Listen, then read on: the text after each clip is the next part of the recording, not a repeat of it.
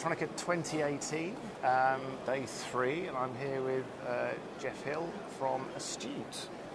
Thanks for talking to us. Now, this is your first Electronica, isn't it? Yes, first exhibition, yes, for us exhibiting. And next year is your 30th anniversary.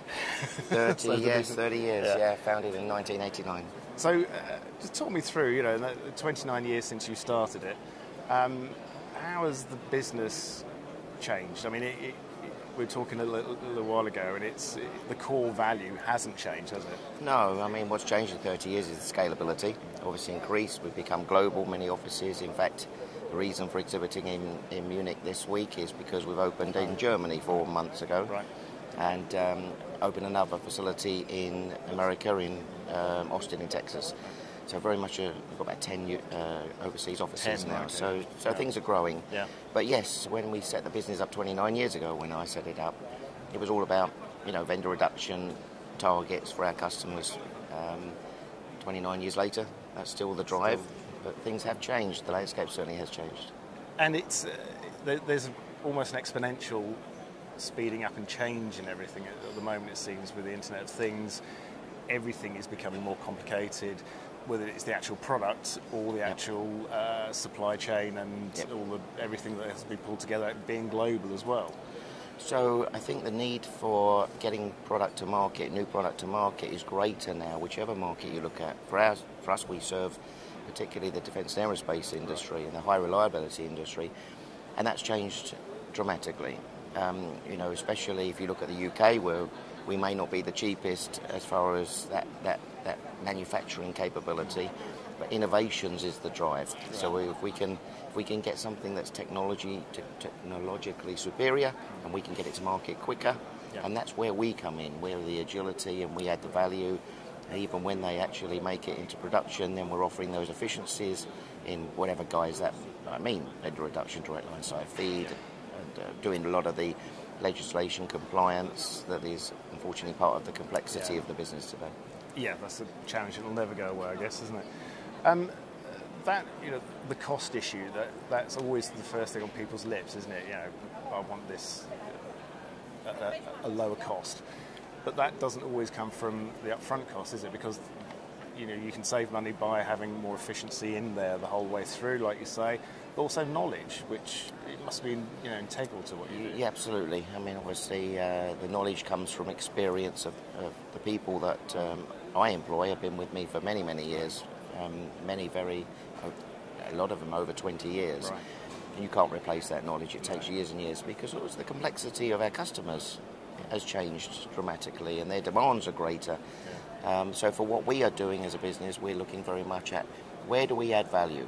And we set up test labs in the UK at our place and in the US for counterfeit mitigation. That was a few years ago. We've added 12 engineers because now we want to influence the design side of the front end. Because if we're proactive and we can influence our customers to make the right decisions, we're giving them free engineering, but 2, we're also a neutral and independent advice point. Yes. And then, hopefully, we can add a good input into when they make it, support, maybe it's offset requirements or efficiencies, stock management, obsolescence during the manufacturing, and then support it at the back end. Obviously, with end of life, we have 19 nitrogen storage cabinets in the UK, which is huge, really. So again, we can stock EOLs and those sort of things. So really, from cradle to grave, we are, I'd like to call us now, the technology solutions provider. But if you don't differentiate yourselves these days, you're going to struggle. Right. So our differentiator is, 1, we are very, very much niche market focused, so high reliability industries. And it's all about those differentiators of those assets. So agility, and that's why the pricing does become secondary item. If you want to buy something off the shelf and move it, then it does become price. Yes. But if you want something done to that part, then if you don't hold any stock, or you want it shipped to global locations, or you want to in some respects have that part changed, or if you want it programmed, you want it kitted, whatever it is, then that's when the price becomes secondary, because the benefits are huge. and also these major customers of ours, they should be concentrating on design and marketing. Yeah. That's where they make their money. That's where that's their business. Yeah. Handling and buying product is no value to them. No. So in 30 years next year, I would say we pretty much know what we're doing in that respect. We understand the question, and hopefully we can deliver the answers. And I guess it's also interpreting what that client, the client wants a specific thing, but then you've got to work out what they actually need to make that happen and the best way of. Well, in our business, majority of it's high mix, low volume, right, and it's high complexity. So the parts generally can be bespoke or different in some guise or another. So you have to recognise, okay, we've got long-term platforms, we've got long design cycles at the front end, and then we have everything that's changing around us. So we've got a technology landscape that is changing quicker today than ever before, and we know that with the Internet of Things and the way that technology and mergers and acquisitions, of course, is aiding and abetting that. So we are the people that keep our customers on the right lines, give them true advice, react. Maybe we buy in advance just to protect pipelines, and we forge relationships where the manufacturers that are committed to the high reliability, but they don't necessarily get excited because the volumes aren't there.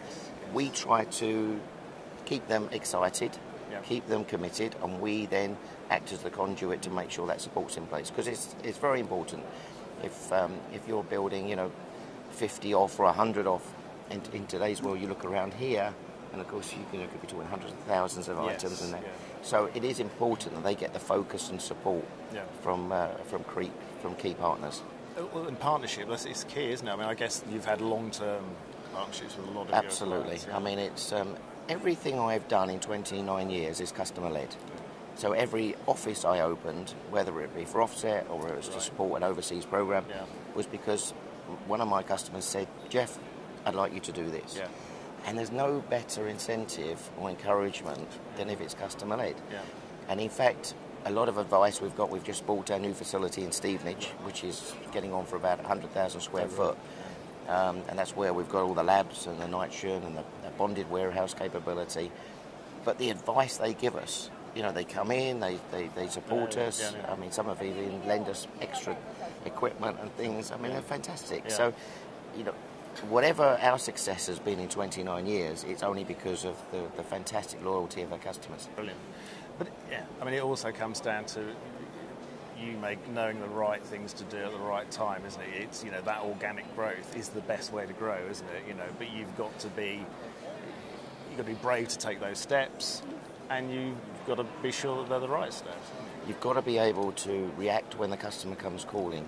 If it's a customer that is part of your whole life, and my top 10, 12 defence companies are my life. When they come calling, you have to, have to find a way of answering that call. And sometimes, it's like that term, pain share, gain share. We are an extension of them. Yeah. And sometimes it can be quite challenging. There's always bumps in the road. But we share them together. And I think sometimes the term partnership is thrown away far too easily. But we embrace it, because if it wasn't for our customers and it wasn't for the fact we've reacted to them, we wouldn't be where we are today. Yeah. I'm very excited about what tomorrow's going to bring as well. Yeah. 30th anniversary next year? Yes. Does it feel like 30 years? Well, the answer is no. Although that's good. Yes. No, but I have to say I'm so excited now about the business, even more so than ever, and I'm very passionate about the business.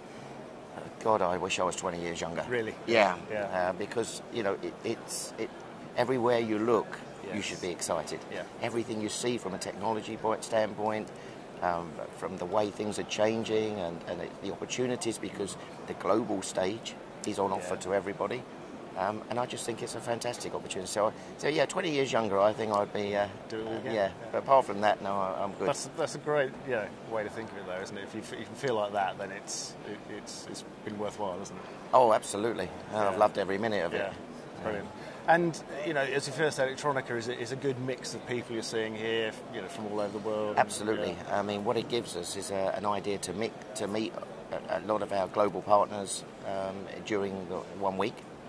and also because it also gives an opportunity to announce our Munich office and say, here we are. And I have to say, I came Tuesday morning thinking I've probably done my money in cold blood because I didn't know what to expect.